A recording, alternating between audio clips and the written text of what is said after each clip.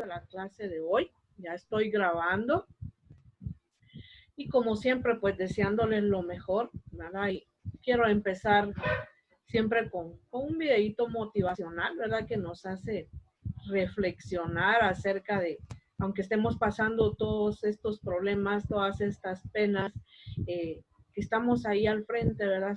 Tratando de salir, de sacar adelante a la familia, nuestro estudio, todas las responsabilidades que tengamos, ¿verdad? Entonces, siempre necesitamos esa motivación para poderle echar un poquito de ganas. Ya vamos llegando a la final. Ustedes están muy próximos, ¿sí? Como plan regular, ya ustedes pues ya tendrán, le decía a la chica que ya estaba antes que ustedes, que ya tendrían como máximo de 2 o hasta 3 clases, ¿verdad?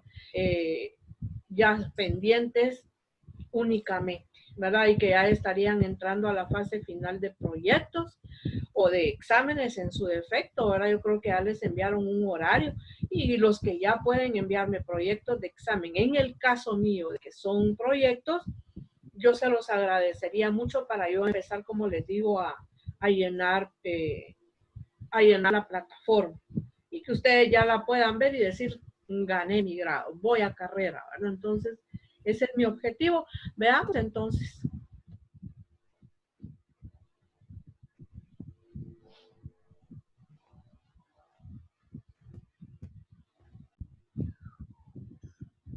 Espero tener buena señal. Como el lápiz. El nieto miraba al abuelo escribir una carta. Un momento dado, le preguntó: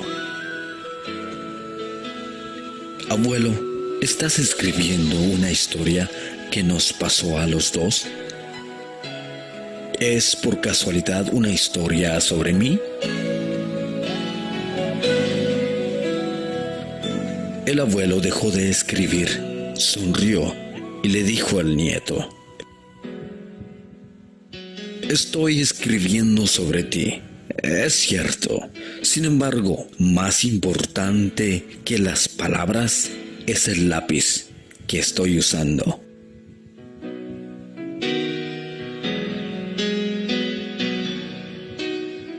Me gustaría que tú fueses como él cuando crezcas. El nieto miró el lápiz intrigado y no vio nada de especial en él y preguntó: ¿Qué tiene de particular ese lápiz? El abuelo le respondió: Todo depende del modo que mires las cosas. Hay 5 cualidades que si consigues mantenerlas, harás siempre de ti una persona en paz con el mundo. Primera cualidad: puedes hacer grandes cosas, pero no olvides nunca que existe una mano que guía tus pasos. Esta mano le llamamos Dios. Él siempre te conducirá en dirección a su voluntad. Segunda cualidad: de vez en cuando necesitas dejar lo que estás escribiendo y usar el sacapuntas. Eso hace que el lápiz sufra un poco, pero al final estará más afilado. Por lo tanto, debes ser capaz de soportar algunos dolores, porque te harán mejor persona. Tercera cualidad: el lápiz siempre permite que usemos una goma para borrar aquellos que está mal. Entiende que corregir algo que hemos hecho no es necesario algo malo, sino algo importante para mantenernos en el camino de la justicia. Cuarta cualidad: Lo que realmente importa en el lápiz no es la madera ni su forma exterior, sino el gráfico que hay dentro. Por lo tanto, cuida siempre de lo que sucede en tu interior. Quinta cualidad. Siempre deja una marca.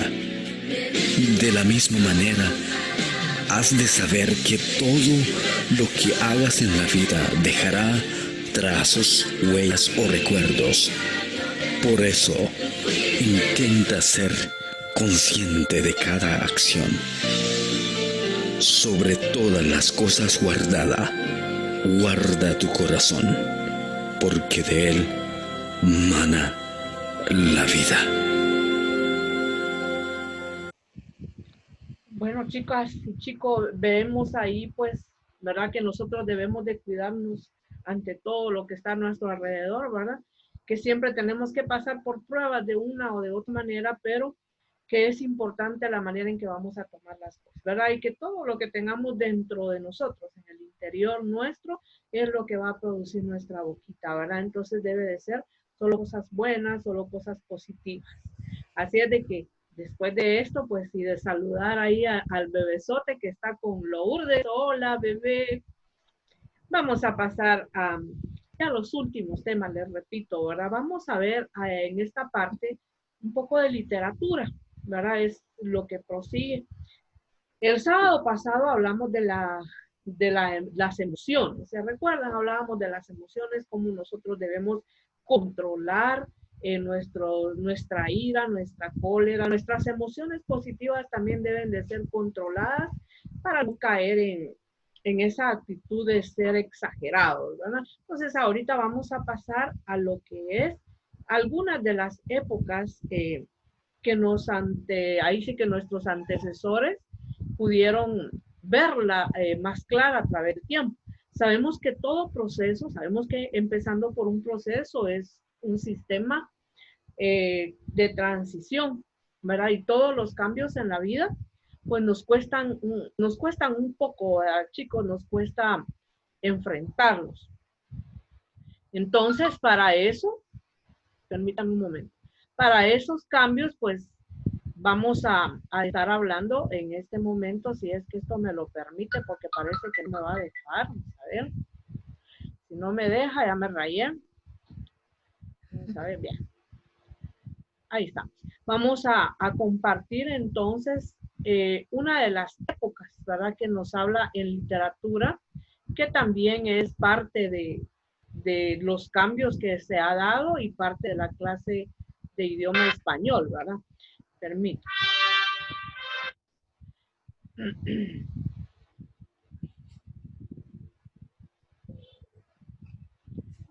Ahí creo que lo tengo ya. Fíjense de que previo a esto, a iniciar, las épocas que hemos pasado a través de los años, está el estructuralismo, el romanticismo, que nosotros podríamos decir que tiene que ver con nosotros, pero sí son épocas que marcaron un auge o una transición. Por ejemplo, cuando llegamos a la época del romanticismo. El romanticismo fue una época como de más libertad, donde se desataron muchas cosas que antes no se podían dar. Ahí fue donde nació esto de los, ¿cómo le llaman a los que se hacen daño a sí mismos? Bueno, creo que son emos, ¿verdad? Viene por ahí del romanticismo, cuando por fin se dio permiso para ser románticos, como para estar fuera de lo que es real, de lo que se está viviendo, y salirnos un poco con ese romanticismo como fantasía. ¿Ya? Ahí se les permitió, a nosotros ya nos da igual, porque decimos, bueno, yo soy romántico o no soy romántico, y qué, ¿verdad? Pero en esa época no era permitido, hasta que se llevó este proceso, ¿ya? Por allá por los países de Europa, porque por allá fue donde empezaron los dos que vamos a platicar el día de hoy. Tuvieron sus inicios, unos en España, y recuérdense que hay lazos que unen a Centroamérica, a los países centroamericanos con España, y ya todos sabemos, según la historia, ¿qué, verdad? porque ellos fueron los que conquistaron nuestras tierras y tomamos algunas costumbres, entre ellos pues la religión, el credo religioso, que en ese tiempo era muy profundo y muy exagerado, ¿verdad? Entonces sí, tenía mucho que ver. Ya el romanticismo vino a dar un cambio. ¿Por qué? Porque las personas empezaron a agarrar cada uno en su propio mundo de fantasía. Los hemos son un ejemplo de ellos. Ellos ya empezaron hasta a pintarse lo que no les era permitido de una manera exagerada, utilizando en esa época muchos tonos de color negro, oscuros, ¿verdad? Cafés. Y esa era la que se daba en ese tiempo. O sea que esas transiciones sí fueron muy relevantes en su momento, ¿verdad? Entonces vamos a hablar para ello del otro periodo que llevó uno a otro, ¿verdad? Vamos a verlo por acá. Déjenme compartirlo a un inicio. Inicia así como un poquito con mucha letra, pero nosotros lo vamos a adelantar.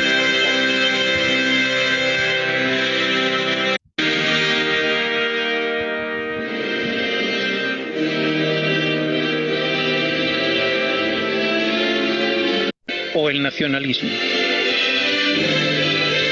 El movimiento nace en Alemania e Inglaterra y se extiende por Europa durante la primera mitad del siglo XIX. A España llega con cierto retraso, desarrollándose en el segundo tercio.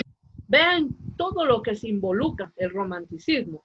Estamos en el área social, en las revoluciones, en lo artístico, que es lo que nosotros estudiamos en comunicación y lenguaje, ¿verdad?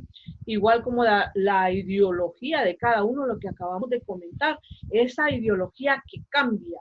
Siempre van a haber personas que inician con el uso de ese cambio que se dio. No todos nos atrevemos a hacer esos cambios.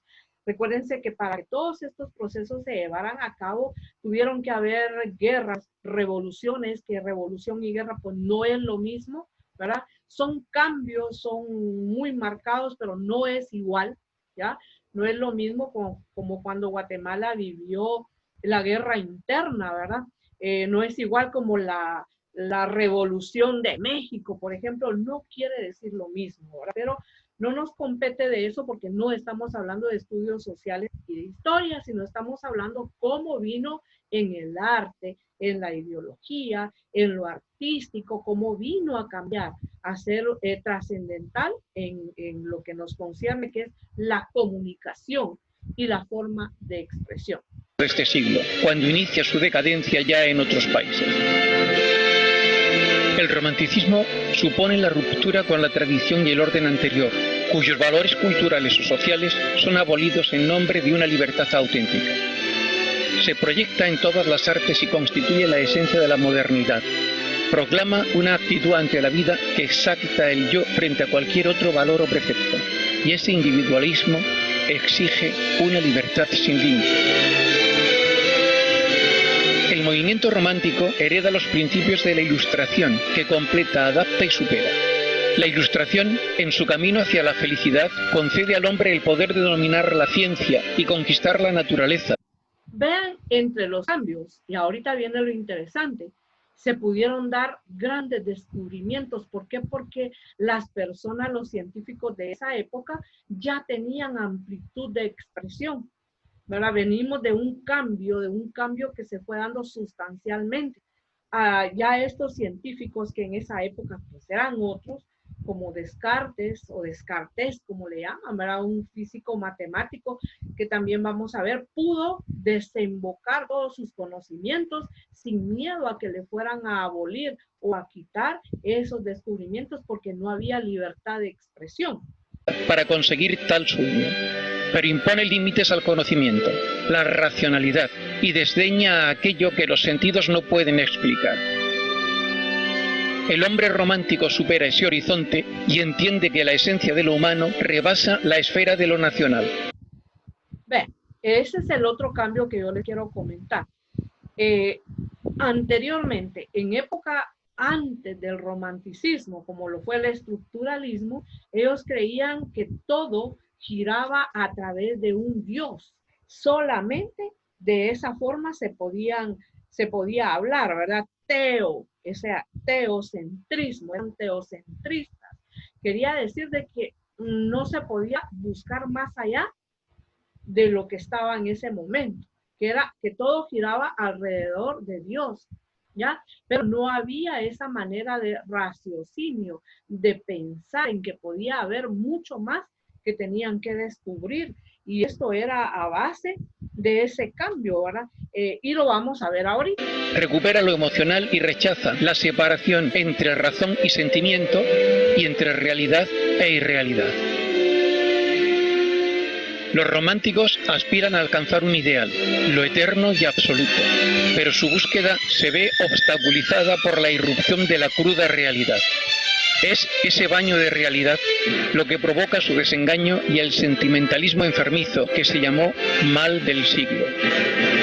Ese mal del siglo es la forma como se complicó la situación. ¿Por qué? Porque surgió este grupo de personas se llamaba mal del siglo porque eran exagerados en el sentimentalismo, ¿ya? En que no querían que se cambiara a la parte racional del ser humano para que pudiera alcanzar otros descubrimientos, ¿verdad? Entonces se enfocaron ahí mismo y empezaron a hacer exageraciones del romanticismo, a pintarse, a todo era tristeza, llanto, dolor al yo.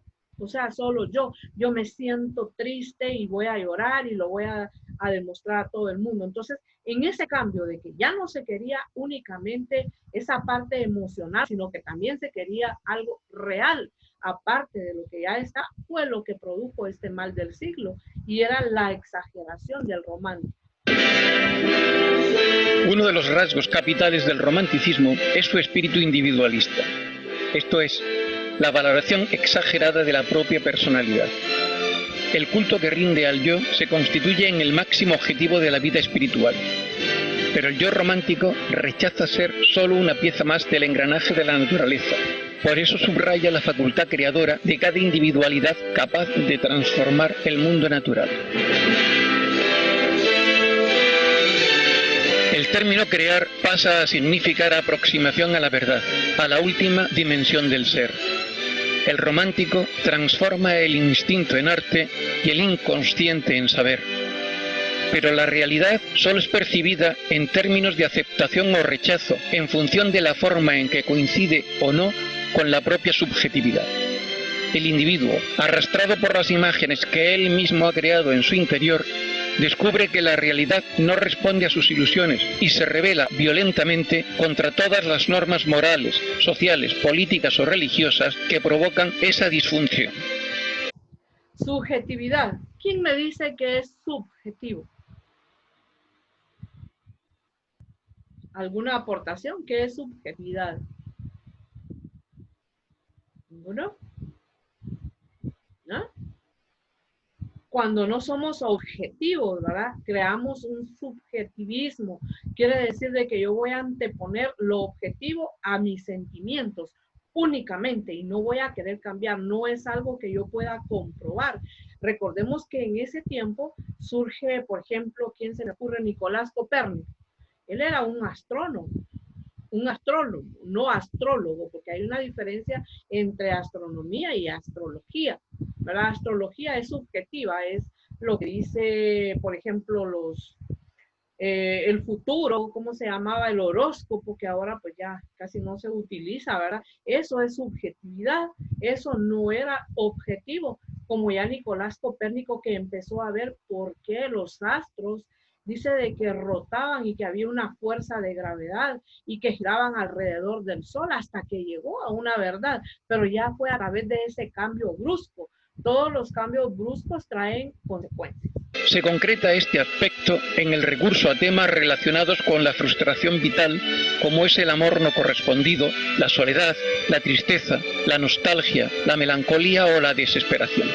Cuestiones que se resuelven a menudo en manifestaciones y actitudes de rebeldía frente a la sociedad burguesa, que califica de mediocre e insensible, exaltando y embelleciendo aquellos de sus componentes que son consecuencia de la maldad social.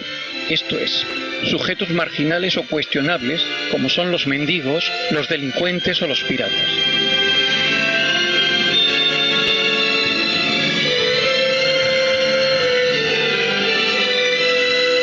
Así, el héroe romántico responde a la configuración byroniana de apasionado, orgulloso, enamorado, perseguido por la fatalidad, escéptico, caballeroso y noble, mientras que el antihéroe es taimado, cruel, frío e insensible.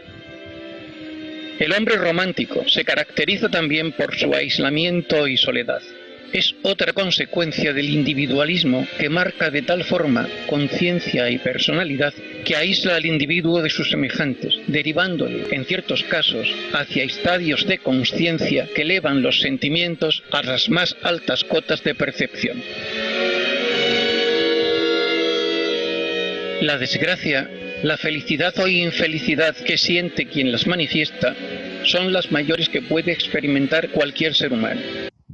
Cuando hablamos de esta melancolía exagerada, infelicidad, todavía persiste en algunas personas, ¿verdad? Todavía tenemos ese manejo emocional no resuelto. Cuando tenemos conflictos, no sabemos manejarlos, y me refiero a conflictos de tipo emocional.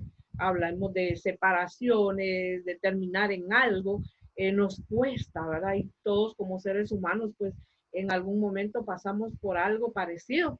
Y nos cuesta, como cuando un hijo se va, se nos casa, los que ya tenemos hijos mayores, tantas situaciones que si nosotros no controlamos esa exageración a algo que es muy natural en la vida, que pueda pasar, nosotros mismos nos encerramos en un círculo del cual no podemos salir a menos de que nosotros autocontrolemos esos sentimientos o que busquemos una ayuda psicológica, ¿verdad? Porque de que pasa uno un mal momento, lo pasa, ¿verdad? Pero es parte de la vida. Eso era lo que alegaban en ese momento los que estaban encerrados en ese círculo y no querían ver más allá de lo racional.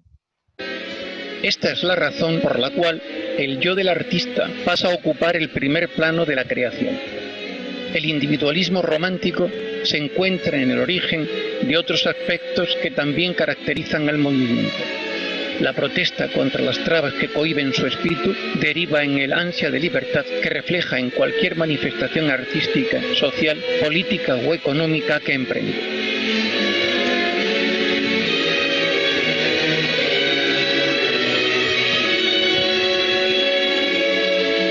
Los románticos rechazan el culto a lo racional que han heredado de los ilustrados. Conceden prioridad absoluta a las emociones, los sueños o las fantasías y aceptan como fuente de conocimiento a la intuición, la imaginación y el instinto. La fuerza de la pasión supera, en definitiva, a la fuerza de la razón. Sus temas preferidos están relacionados con lo sobrenatural, la magia y el misterio que proporciona una vía de escape de la realidad actual y local que incomoda al artista. Les permite evadirse a remotos tiempos pasados y a lejanos escenarios de Oriente cargados de detalles imaginarios y de personajes misteriosos. Los cuentos de Andersen, de los hermanos Grimm o de Hoffmann son un claro paradigma de ello. Buscan desesperadamente la perfección absoluta, pero son víctimas del destino y de la naturaleza que no justifican jamás sus actos. De ahí los anhelos insatisfechos que derivan en su frustración e infelicidad. En ese mundo soñado prevalecen unos ideales que marcan el rumbo de sus vidas: humanidad, patria, femineidad, filantropía y un toque de misticismo. Ahí ya viene entonces el misticismo, la humanidad, y ya empezaron a hacer sus cuadros desnudos, ya, porque no se podía hasta ese momento. Entonces, cuando tomó el auge, desbocaron todo lo que sentían, esas emociones que habían tenido guardadas por mucho tiempo, y empezaron a sacar ya cuadros del desnudo, que en esa época era fatal ver algo así, ¿no? El romántico se obsesiona por conocer las raíces de su historia.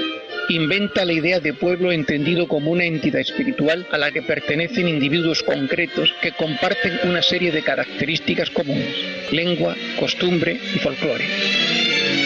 De ahí la revitalización de las leyendas y tradiciones locales. El movimiento romántico en España se encuentra vinculado a la evolución histórica que sigue a la caída de Napoleón y a la desaparición del gobierno impuesto en la península ibérica por las tropas napoleónicas. El retorno de Fernando VII, que supone la vuelta al absolutismo monárquico, provoca el exilio de políticos e intelectuales liberales que regresarán sobrevenida su muerte en 1833. Los años gloriosos del romanticismo en España abarcan el periodo comprendido entre 1834 y 1844. Se suele afirmar que se inicia con la Conjuración de Venecia de Martínez de la Rosa y que termina con Don Juan Tenorio de Zorrilla. Dentro de la generación romántica española se pueden diferenciar varias tendencias, en ocasiones contradictorias. Junto a los precursores o prerrománticos, Alcalá Galiano y Blanco White, se puede hablar de un romanticismo tradicional que defiende los valores más antiguos de la Iglesia y del Estado encarnadas en las figuras de Martínez de la Rosa, del Duque de Rivas y de José Zorrilla. Y de un romanticismo revolucionario liberal, belicoso con el orden establecido, que reclama derechos para el individuo frente a la sociedad y a las leyes. Es, tal vez, José de Espronceda su máximo exponente. Junto a ellos aparece una tendencia especialmente costumbrista en la que se suele encuadrar a mesoneros romanos y que parte de la producción periodística de Mariano José de Larra. Otros nombres de indudable fuerza en nuestra literatura son Bretón de los Herreros, Gustavo Adolfo Bécquer o Rosalía de Castro, que personalizan el romanticismo tardío español que llega al cénit de su edad de oro cuando ve la luz Don Juan Tenorio de José Zorrilla en 1844. Recordemos que estos cambios de transición no se dan de un momento a otro, y menos acá en Guatemala. Siendo los españoles los conquistadores de estas tierras, no crean que se trajeron el romanticismo de un solo para acá, no. Primero lo asimilaron en sus países y luego lo trajeron para acá. Prueba de ello es que las iglesias eran cerradas. No había libertad más que todo para la mujer, ¿sí? A la mujer le era vedado muchos derechos. No tenían derecho ni voz ni voto en la toma de decisiones. Era el varón el que tomaba esas decisiones, y todo esto estaba ocurriendo mientras en Europa habían cambios. Pero aquí se seguía con lo mismo. El sacerdote era la parte principal de una sociedad, y lo que dijera el sacerdote, eso era lo que se tenía que hacer, aunque lo que estuviera haciendo no era lo justo, ¿verdad? En ese tiempo tenían que pagar para cometer pecados, ¿ya? Eso era lo que llevó después a los cambios en las religiones, donde se dio las separaciones, que más adelante creo que todavía nos vamos a alcanzar a ver, que fue cambiado en un momento dado. Pero ahí le era vedada a la mujer, no tenía ni voz ni voto, le repito, hasta ese momento, porque mientras en otros países se estaba cambiando, habían revoluciones, cambios, escándalos, acá se estaba en lo mismo. Ahorita vamos a terminar con el video y vamos a... La poesía es el género preferido por el escritor romántico, que ansía desesperadamente exteriorizar de manera precisa su pasión y su fantasía.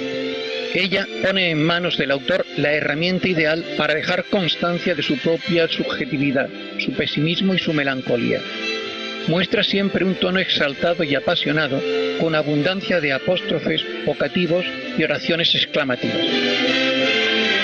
Dentro de la prosa desarrollan la novela histórica y la leyenda para recrear el mundo del pasado, especialmente el de la Edad Media. Tienen como modelo el autor inglés Walter Scott. Los artículos de costumbre construidos como relatos breves muestran las formas de vida del pueblo en un estilo donde predomina lo descriptivo y lo anecdótico.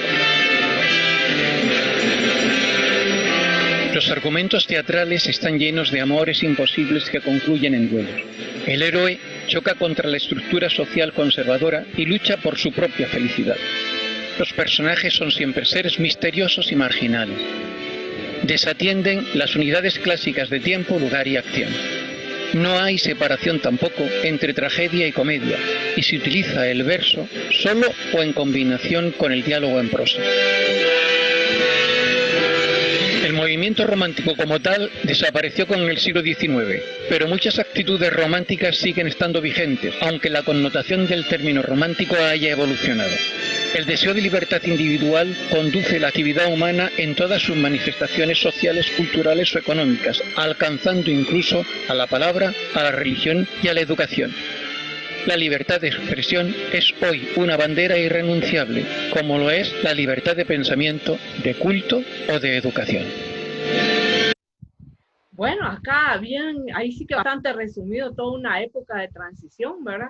Dice de que terminó con la liberación, tanto ideológica, religiosa, ¿sí? Ya no nos fue impuesto una religión, ya hubieron cambios y todo eso ya se vivió ya en los 1800 tantos en Guatemala, ya terminando los 1800, ¿verdad? De los cuales todavía en 1920, aún cuando llegó la guerra en el 17 y 18, todavía se mantenían porque no podía prosperar este movimiento, dado a que estaban en periodo de guerra, ¿verdad? Entonces, esos son los grandes cambios. Y seguidamente ahí inició la otra etapa, donde ya viene, como les digo, nos interesa el teatro en esta clase, el teatro y todos los cambios que hubieron a nivel de escritura, comunicación, ¿verdad?